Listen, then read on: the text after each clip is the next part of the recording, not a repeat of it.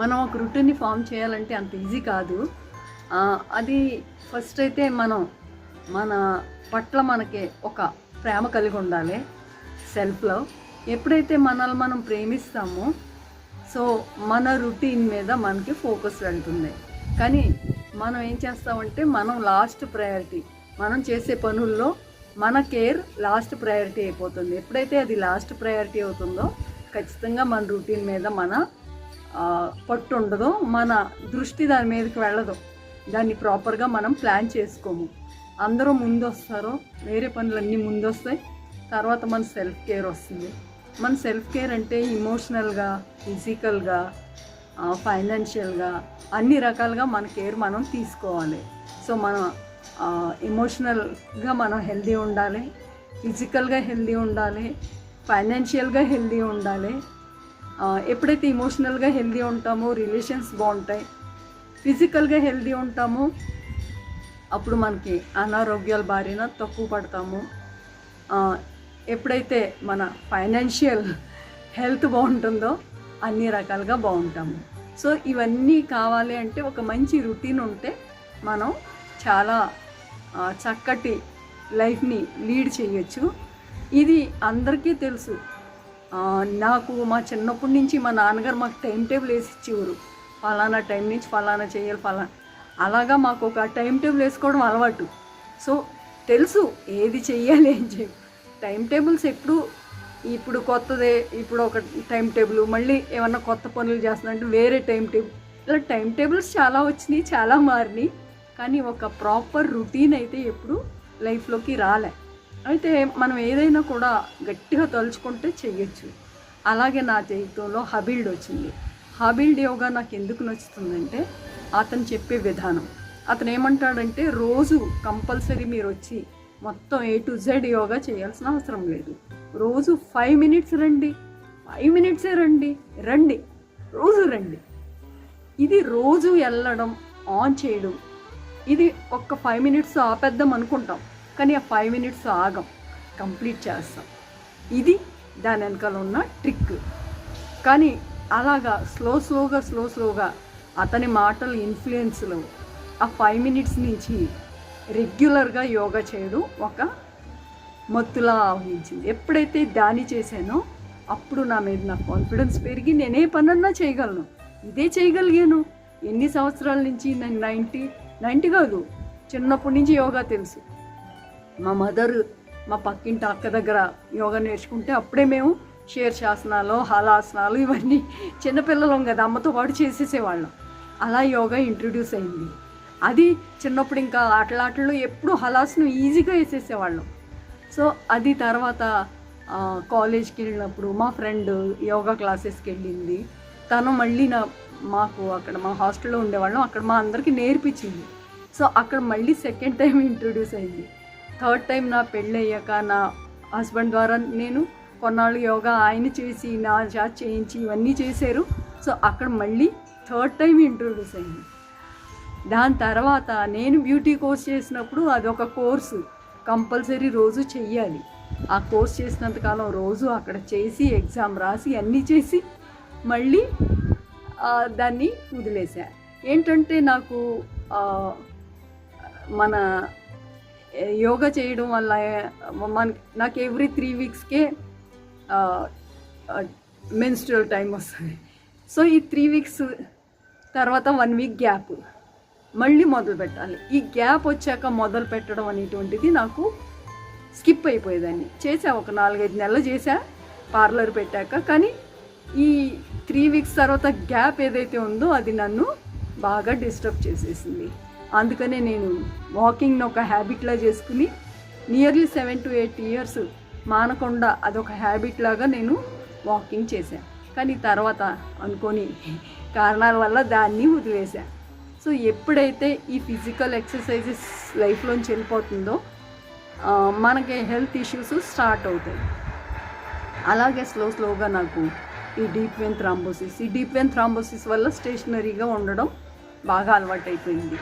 అది కాళ్ళు ఎప్పుడు కూడా ఇన్ఫెక్షన్స్ వచ్చేవి, స్టేషనరీ ఉండడం అలవాటైపోయింది. దాని తర్వాత కోవిడ్ వచ్చింది. కోవిడ్ టైంలో చక్కగా లేచి రోజు ఎక్సర్సైజ్ చేసి ఆ ఫుడ్ అన్నీ ప్రాపర్గా తీసుకుని అన్నీ చేశా. అది చేసి మళ్ళీ గ్యాప్. సో ఇలాగ ఏ రోజు కూడా ప్రాపర్ రొటీన్ అయితే ఒక సిస్టమేటిక్గానైతే నేను ఎప్పుడు చేయలే. ఎక్కడికన్నా వెళ్ళామంటే స్కిప్ అయిపోతాం కదా. సో ఇప్పుడు ఏం చేస్తున్నానంటే ఎక్కడికన్నా వెళ్ళినా కూడా నేను మానలే. మొన్న ఊరెళ్ళొచ్చా, ఊరెళ్ళినప్పుడు కూడా నేను అస్సలు యోగా ఒక్కరోజు కూడా మానలే.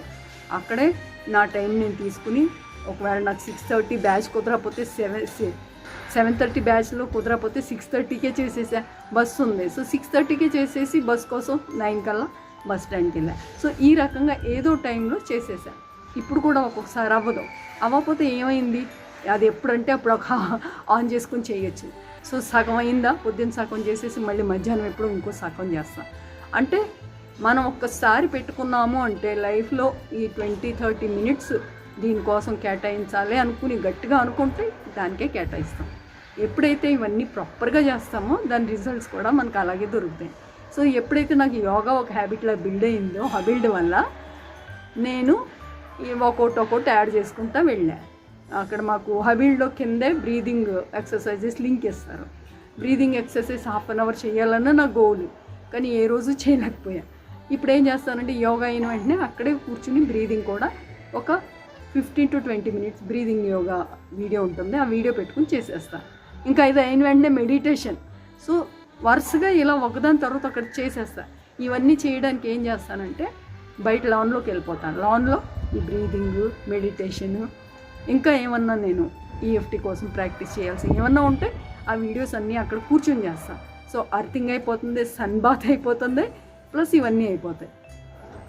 ఏం చేస్తాను, ప్రొద్దుటే యోగా చేస్తాను. యోగా చేసి మాకు వెజిటబుల్ జ్యూసు కింద ఇస్తారు, అది తాగడానికి. అది ఎందుకు పెట్టుకున్నానంటే నేను ఆ వంకతో కంపల్సరీ కిందకి వెళ్తాను.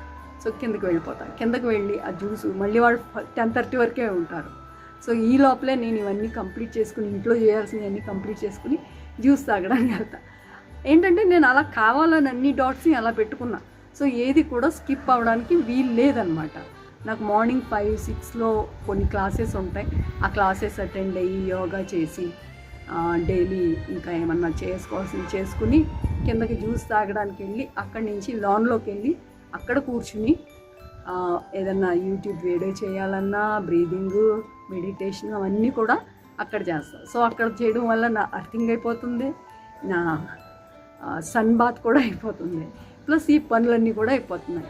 సో 10:30, 11:30 వరకు దానికోసం టైం కేటాయిస్తుంది. దాని తర్వాతే నేను నా డైలీ రొటీన్ని ఇంకా మిగతా విషయాల్ని స్టార్ట్ చేస్తాను. సో ఈ రకంగా నేను ఒకదాన్ని ఒకటి లింక్ చేసుకోవడం వల్ల నాకు ఇది చాలా ఈజీ అయిపోయింది, ఒక రొటీన్ని ఫిక్స్ చేసుకోవడం. సో టైంలు కొంచెం అటు ఇటు అవుతాయి, కానీ ఇవన్నీ కంపల్సరీ అవ్వాల్సిందే.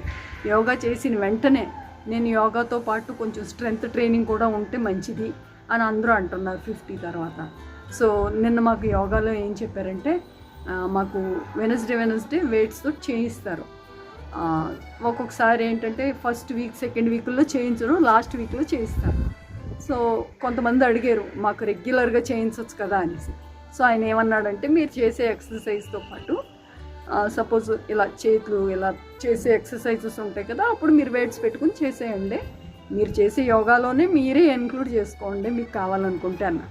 ఇది ఒక చాలా మంచి ఐడియా అనిపించింది. సో నిన్న మాకు స్ట్రెంగ్త్ ట్రైనింగ్ ఉండే, ఇవాళ చేసిన కొన్ని ఎక్సర్సైజెస్లో మూమెంట్స్ ఉన్నాయి హ్యాండ్కి. అప్పుడు నేను కంపల్సరీ ఏవైతే 1/2 లీటర్ బాటిల్స్, వాటర్ బాటిల్స్ ఉన్నాయో అవి తీసుకుని నేను ఇవాళ నుంచి స్ట్రెంగ్త్ ట్రైనింగ్ కూడా మొదలుపెట్టాను. ఇంకోటి ఏంటంటే స్ట్రెంగ్త్ ట్రైనింగ్ కోసం పుషప్స్ మంచి అని చూశాను.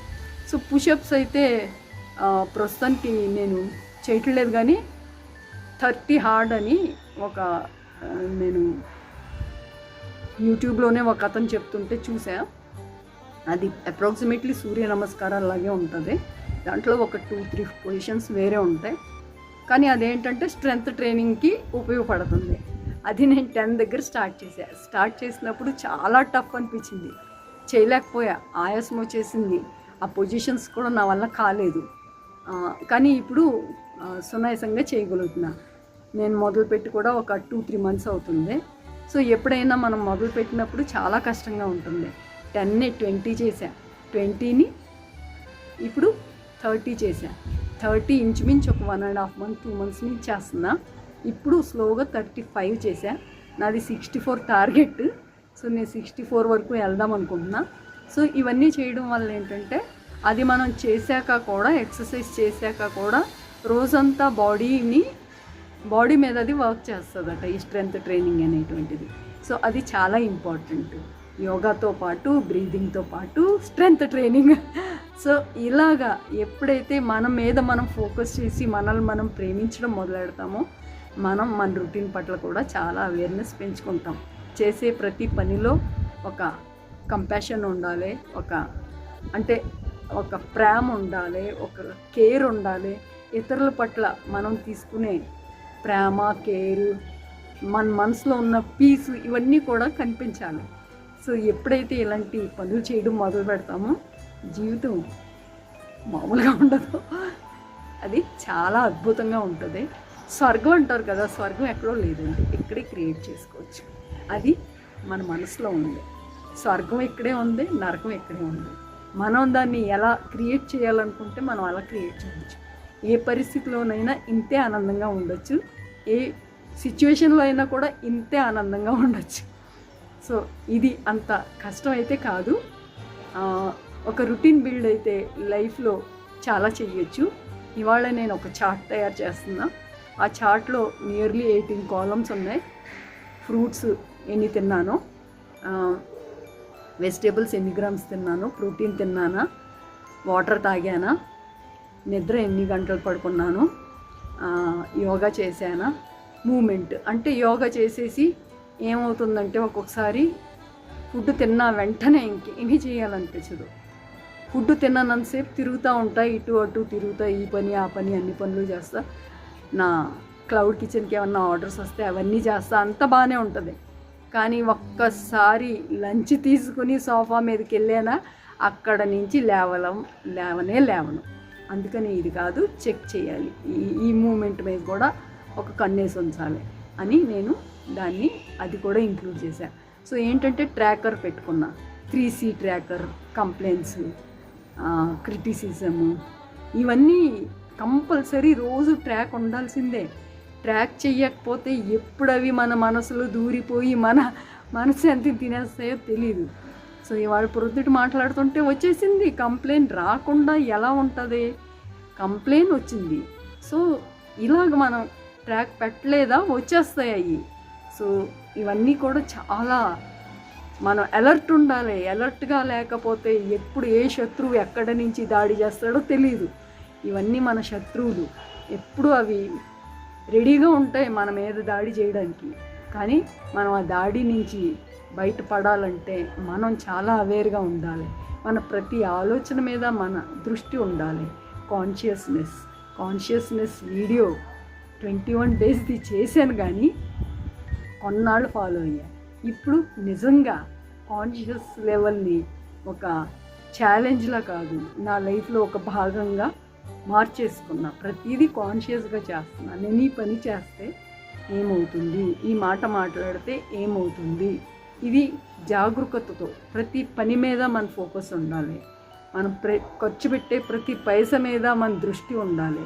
కాన్షియస్నెస్ అంటే అదే అవేర్నెస్. మనం ఏం చేస్తున్నామన్న దాని మీద ప్రాపర్ అవేర్నెస్. ఒక్కోసారి అనాలోచితంగా ఇన్ఫ్లుయెన్స్ అయిపోయి వాటి మీద అనవసరం ఖర్చులు చేస్తూ ఉంటాము. సో అవన్నీ కూడా ఎప్పుడైతే మనం ఈ కాన్షియస్నెస్ని తీసుకొస్తామో ఖచ్చితంగా ఇవన్నీ కూడా అవాయిడ్ చేస్తాం. లైఫ్ని అన్ని విధాలుగా బాగు చేసుకోవాలంటే మన మనసునే ముందు మనం స్టడీ చెయ్యాలి. అది ఎక్కడ తప్పుదారి పడుతుంది, ఎక్కడ మనం ఆ బాధల్ని కష్టాలని పొందించుకుంటున్నామో ఇవన్నీ మనం గమనించుకోవాలి. సో నేను ఇది ఎప్పటి నుంచో కొంచెం పెద్ద వీడియో చేసి ఇదంతా కూడా ఎక్స్ప్లెయిన్ చేద్దామని అనుకుంటున్నా, కానీ వాళ్ళు వచ్చింది. సో ఈ వీడియో చేశా. లాంగ్ అయినా కానీ తప్పకుండా చూడండి, అన్ని విషయాలు తెలుసుకోండి. మీ లైఫ్లో కూడా ఒక మంచి రొటీన్ని ఫాలో అయ్యి లైఫ్ని నందనవనం చేసుకోండి. ఇక్కడే ఒక స్వర్గాన్ని నిర్మించుకోండి. Thank you. Have a great day. Have a wonderful day. నా ఛానల్ సబ్స్క్రైబ్ చేయకపోతే సబ్స్క్రైబ్ చేసి ఇలాంటి మరిన్ని విషయాలు తెలుసుకోండి. లైక్ చేయండి, షేర్ చేయండి. Thank you for your love and support.